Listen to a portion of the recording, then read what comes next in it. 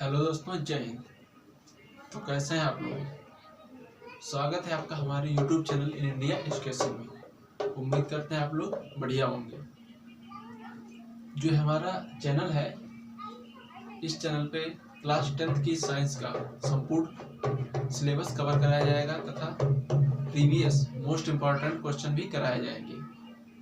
तो जो आज का हमारा जो टॉपिक है, हमने आपको पिछले टॉपिक में अम्लों तथा क्षारों के भौतिक गुणधर्म के बारे में बताया था। तो जो आज का हमारा टॉपिक है, उस टॉपिक में अम्लों तथा क्षारों के हम रासायनिक गुणधर्म के बारे में देखेंगे। जो अम्लों तथा क्षारों के जो रासायनिक गुणधर्म है, उसकी जो हमारी जो हमारा पहला टॉपिक है, वह है धातुओं के साथ क्रिया। हमने लिखा है अम्लों के रासायनिक गुण। तो अम्लों की धातुओं के साथ क्रिया है, तुम देखेंगे अम्लों की धातुओं के साथ क्रिया कराने पे क्या होता है। हमने एक अम्ल ले लिया है, हम क्या कर रहे हैं, एक अम्ल ले रहे हैं। हमने एक अम्ल ले लिया है HCl, और हमने एक धातु ले ली है सोडियम। ठीक है, इनकी जब हम क्रिया कराएंगे, अब आपको पता है कि सोडियम पे कितना चार्ज होता है, +1 चार्ज। हाइड्रोजन पे कितना चार्ज होता है, +1 चार्ज। कैल्शियम पे -1 चार्ज।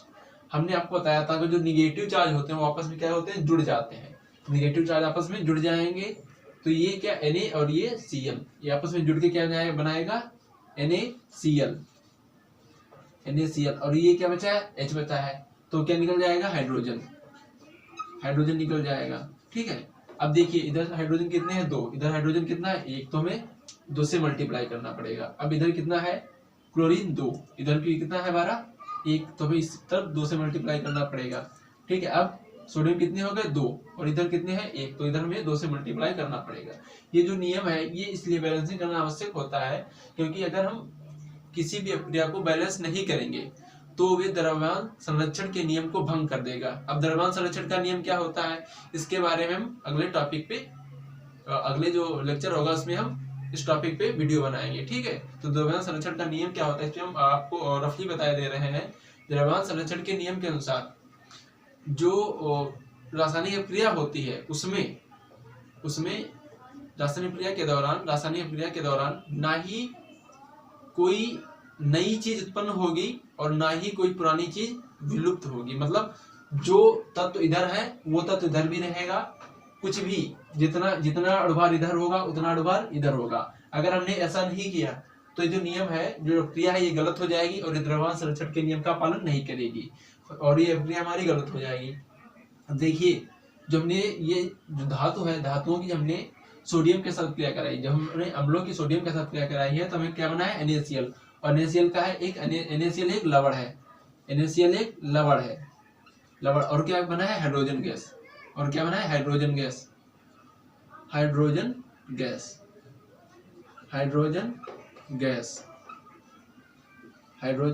गैस। ठीक है, अब हम दूसरा एग्जांपल ले रहे हैं। हमने ले लिया है H2SO4, और हमने कौन सी धातु ले ली है, मैग्नीशियम। ठीक, अब जब इसकी रासायनिक क्रिया कराएंगे, देखिए मैग्नीशियम कितना चार्ज होता है, +2 चार्ज होता है, +2 चार्ज होता है। इस पे कितना चार्ज होता है, +1 चार्ज होता है। इस पे कितना चार्ज होता है, -2 चार्ज होता है। ठीक है, अब ये चार्ज हमको पता कैसे चलते हैं, इसके लिए हमें संयोजकता ज्ञात करनी पड़ती है। संयोजकता निकालने की भी ट्रिक होती है। जैसे मान लीजिए ये मैग्नीशियम है, ठीक है, हमने मैग्नीशियम ले लिया है। मैग्नीशियम के जो परमाणु क्रमांक कितना होता है, 12 होता है। और किसी भी जो कक्षक होता है, पहले कक्षक में कितने इलेक्ट्रॉन होते हैं, 2 इलेक्ट्रॉन होते हैं। दूसरे में कितने इलेक्ट्रॉन होते हैं, 8 इलेक्ट्रॉन होते हैं। ठीक है, 2 8। अब इसमें कितने बचे, 4, 2 8,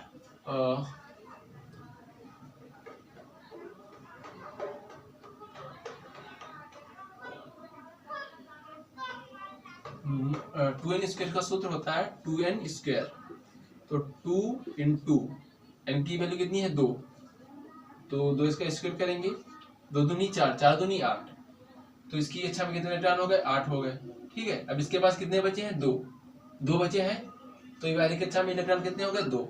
अब इसकी बाहरी कक्षा में जो इलेक्ट्रॉन होंगे वही इसकी संयोजकता होती है।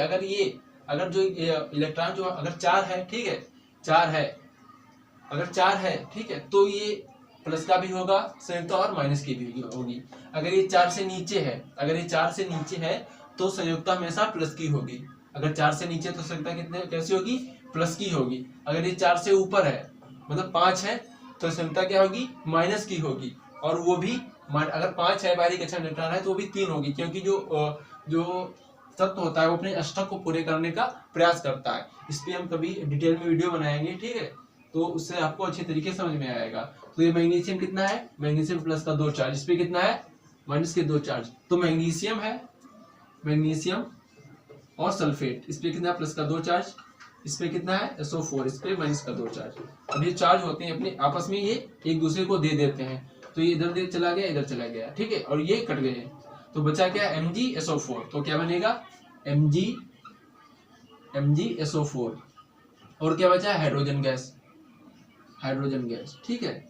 अब आप देख लीजिए कि ये जो हमारा हाइड्रोजन जो हमारी रासायनिक क्रिया बनाई है उसमें कहीं ये द्रव्यमान संरक्षण के नियम को भंग तो नहीं कर रहा है। इसके देखिए जो हमारे तत्व हैं एक दूसरे दोनों तरफ समान है कि नहीं समान है। अब इधर देखिए मैग्नीशियम कितने हैं, 1 है, इधर कितना है 1 है, सल्फर कितने हैं, सल्फेट कितने हैं 2 है, 1 है, इधर कितना है 1, हाइड्रोजन कितने हैं 2 है, इधर कितने हैं 2 है, तो ये क्या है, ये हमारा सही है, ये हमारा सही है, इसमें हमें बैलेंसिंग करने की जरूरत नहीं है। तो हम देख रहे हैं कि जब हमारी अम्लों की धातुओं के साथ क्रिया होती है तो हमारा क्या बनता है, लवण और हाइड्रोजन गैस बनता है। लवण क्या और क्या बनता है, हाइड्रोजन गैस बनता है, लवण और हाइड्रोजन गैस बनता है, लवण और हाइड्रोजन गैस बनता है।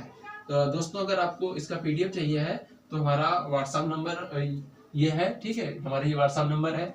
अब आप इस पर कमेंट कीजिए, हमको बताइए, ठीक है, तो हम आपको PDF प्रोवाइड करेंगे, चैप्टर वगैरह का इसके में पूरा PDF हम प्रोवाइड करेंगे। अब देखते हैं क्षारों के साथ अक्रिया, जो अम्ल है उसके क्षारों के साथ अक्रिया करने पर क्या होता है। हमने एक अम्ल ले लिया है, हमने ले लिया HCl और हमने एक क्षार ले लिया, क्षार हमने क्या ले लिया, हमने क्षार ले लिया है NaOH, क्षार ले लिया है हमने NaOH।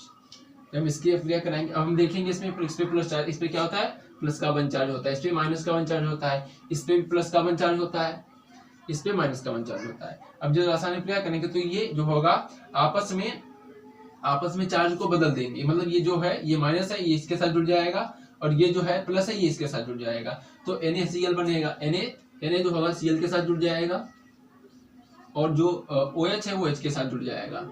H और OH क्या होता है, H2O होता है, H और OH क्या होता है, H2O होता है। H2O के 2 पार्ट होते हैं, हमने आपको बताया था H2O कितने पार्ट होते हैं, 2 पार्ट होते हैं, H धनायन और OH ऋणायन, तो ये क्या बन जाएगा हमारा H2O बन जाएगा।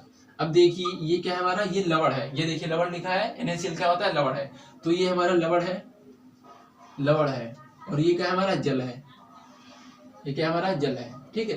तो जब हम क्षारों की अम्लों के साथ क्रिया कराते हैं या जब हम अम्लों की क्षारों के साथ क्रिया कराते हैं तो हमारा लवण और जल बनता है। तो क्या बनता है हमारा लवण और जल बनता है। आप इसका स्क्रीनशॉट ले लीजिए, फिर हम अपने जो अम्लों की अगली जो गुणधर्म है, जिसकी रासायनिक क्रिया है, जो इसके रासायनिक गुणधर्म उसके बारे में हम चर्चा करेंगे।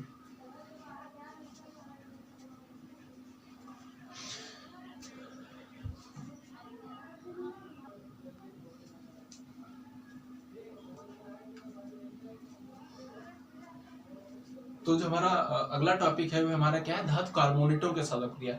अब दोस्तों धातु कार्बोनेट क्या होता है, हम इस अक्रिया पर बढ़ने से पहले हम धातु कार्बोनेटों को समझेंगे कि धातु कार्बोनेट होता क्या है। तो कार्बोनेट होता है उसका जो सूत्र होता है हमारा CO3 होता है, CO3 होता है, इस पे माइनस के 2 चार्ज होते हैं, इस पे कितना होता है माइनस के 2 चार्ज होते हैं, ठीक है। हमने एक धातु ले लिया, हमने जैसे ले लिया हमने सोडियम धातु ले लिया है, हमने क्या ले लिया सोडियम धातु ले लिया है। अब हम जब सोडियम पे कितना चार्ज होता है, प्लस का 1 चार्ज होता है, ठीक है।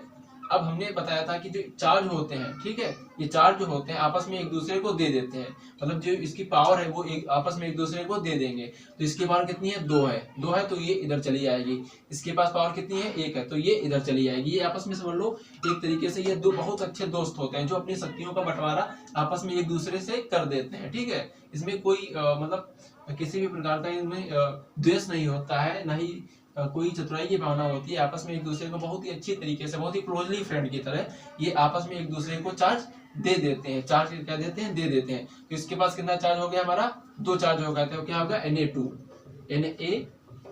ठीक है। और इसके पास कितना चार्ज है हमारा 1 चार्ज है, तो CO3, तो क्या होगा हमारा सोडियम कार्बोनेट, क्या होगा हमारा सोडियम कार्बोनेट हो गया, ठीक है। अब ये सोडियम कार्बोनेट हो गया है, तो हम सोडियम कार्बोनेट, अब ये क्या है हमारा धातु है, ये क्या है कार्बोनेट, तो क्या हो गया हमारा, ये धातु कार्बोनेट हो गया।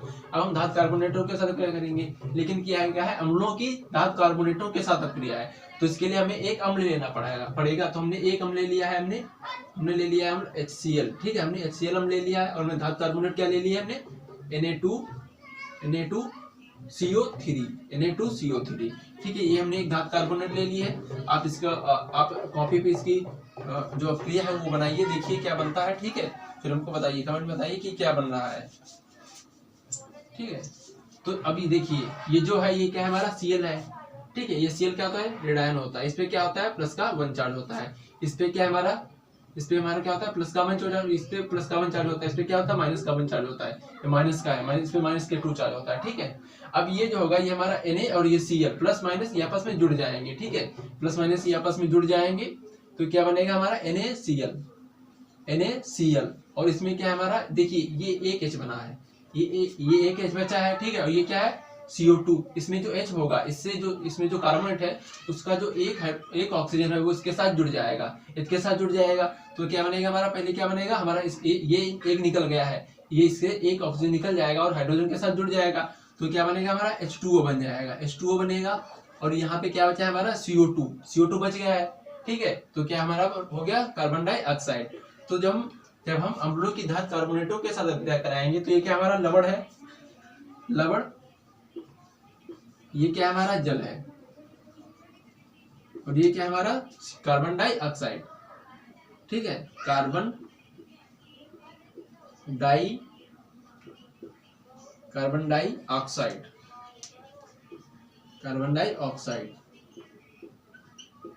जब हम अम्लों की धातु कार्बोनेटों के साथ क्रिया कराते हैं तब लवण, जल और कार्बन डाइऑक्साइड गैस बनती है, ठीक है। तो क्या बनता है हमारा, लवण बनता है, जल बनता है और कार्बन डाइऑक्साइड गैस बनती है, ठीक है। जो हमारी अगली हेडिंग है वह हमारी है ऑक्साइडों के साथ अक्रिया, धातु ऑक्साइडों के साथ अक्रिया, क्या है हमारी धातु ऑक्साइडों के साथ अक्रिया, क्या है हमारी धातु ऑक्साइडों के साथ अक्रिया। अगली हमारी हेडिंग है धातु ऑक्साइड, धातु ऑक्साइडों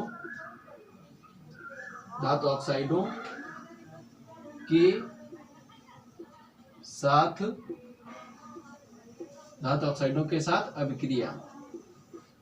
अब धातु ऑक्साइड क्या है, जैसे ये हमारा था धातु कार्बोनेट था, उसी प्रकार से हमारा धातु ऑक्साइड होगा। धातु ऑक्साइड ऑक्सीजन, धातु मतलब सोडियम और अन्य भी धातु हो सकती हैं, और ऑक्साइड मतलब ऑक्सीजन। तो धातु ऑक्साइड क्या है, हमने एक धातु ये ले ली है, ठीक है, और ये हमने ऑक्साइड ऑक्सीजन ले लिया है। अब ये सोडियम के पास कितना चार्ज है, 1 चार्ज है, इसके पास कितना चार्ज है, 2 चार्ज है, ठीक है, इस पे माइनस का 2 होता है, माइनस का 2 चार्ज होता है इस पे, ठीक है। तो ये क्या बनाएगा हमारा Na2O, ठीक है, ये हमारा सोडियम ऑक्साइड हो गया, धातु ऑक्साइड है, ठीक है। तो हमने Na2 ले लिया, Na2O, और हमने एक अम्ल ले लिया, अम्ल क्या ले लिया हमने, HCl, हाइड्रोक्लोरिक अम्ल। अब ये जब रासायनिक क्रिया कराएंगे तब क्या बनेगा हमारा, NaCl बनेगा, NaCl बनता है। अब ये देखिए इसके पास कितना है, एक हाइड्रोजन, ये ठीक है, इसके पास एक हाइड्रोजन और इसके पास एक ऑक्सीजन। अब जैसे इसमें इसका एक ऑक्सीजन और इसका एक हाइड्रोजन हमारा जल बना था, उसी प्रकार से इसका एक हाइड्रोजन और इसका एक ऑक्सीजन मिलकर क्या बनेगा, जल बनेगा, ठीक है। तो ये क्या बनेगा, लवण और जल बन गया, ठीक है। तो ये जो धातुएं होती हैं, ठीक है, जो धातुएं होती हैं, जो हमारे अम्ल होते हैं वो धातु ऑक्साइडों के साथ अभिक्रिया करके लवण और जल बनाते हैं। तो क्या बनाते हैं, लवण और जल बनाते हैं, ठीक है दोस्तों।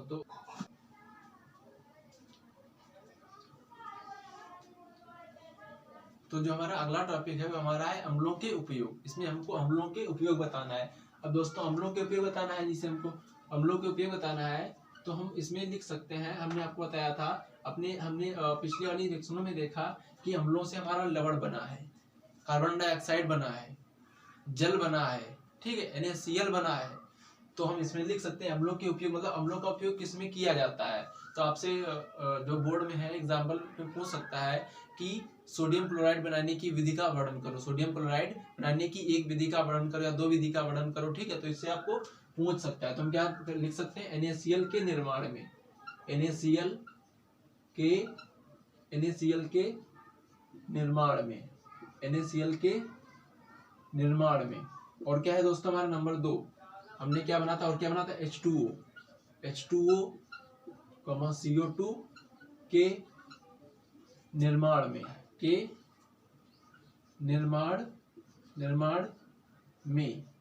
निर्माण में। और दोस्तों जो अगला हमारा नंबर है, एक अम्ल पाया जाता है दोस्तों, एक अम्ल होता है हाइड्रोक्लोरिक अम्ल, HCl अम्ल, ठीक है, HCl अम्ल होता है। आपको पता है कि हमारे पेट में पाचन के लिए हाइड्रोक्लोरिक अम्ल जो होता है बहुत ही काम का होता है। ये हमारे पाचन को बहुत ही अच्छा बनाता है, हमारे भोजन को बहुत ही अच्छी तरीके से पचाता है। तो ये क्या है, हमारे भोजन को पचाने में, भोजन के पाचन में, भोजन के पाचन में सहायता करता है।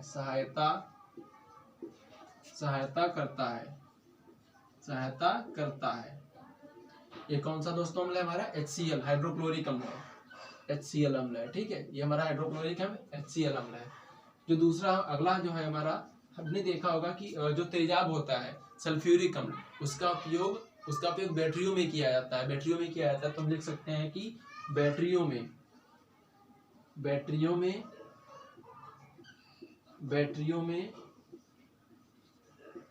में इसका उपयोग, ये कौन सा अम्ल होता है दोस्तों, सल्फ्यूरिक अम्ल होता है, H2SO4। एक हमारा अम्ल पाया जाता है नाइट्रिक अम्ल जो होता है हमारा नाइट्रिक अम्ल, इसका उपयोग दोस्तों जो उत्कृष्ट धातुएं होती हैं उनको साफ करने में किया जाता है, जैसे हमारा सोना हो गया, चांदी हो गया, ठीक है, जो उच्च कोटि की धातुएं होती हैं उनको साफ करने में। तो आभूषणों ये बहुत ही क्रियाशील है, ठीक है, आभूषणों, ब्रैकेट में लिख लो, सोना,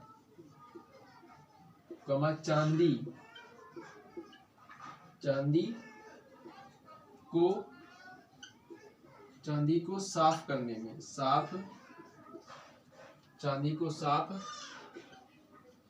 करने में, ये कौन सा हमारा नाइट्रिक अम्ल होता है, नाइट्रिक अम्ल।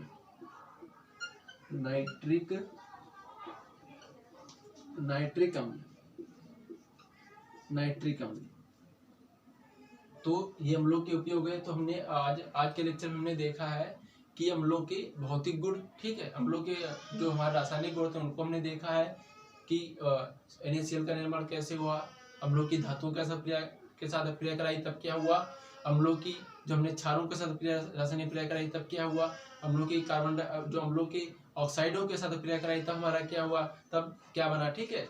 और हमने क्या देखा, अम्लों के हमने उपयोग देखे हैं। तो आज के लिए बस इतना ही। अगर आपको PDF वगैरह चाहिए है, ठीक है, तो हमारा ये WhatsApp नंबर है, इस पे आप कांटेक्ट कर सकते हैं, इस पे आप हमें मैसेज कर सकते हैं, तो हम आपको जो PDF है उसको हम दे देंगे। जो ये हमारा चैनल है, इस पे जो प्रीवियस ईयर क्वेश्चन है, मोस्ट एक्सेप्टेड क्वेश्चन है, उसको हम कराएंगे, ठीक है। तो आज के लिए बस इतना ही, मिलते हैं अपने नेक्स्ट लेक्चर में। जय हिंद। अगर हमारा वीडियो पसंद आए तो हमारे चैनल को एक लाइक जरूर करना। जय हिंद।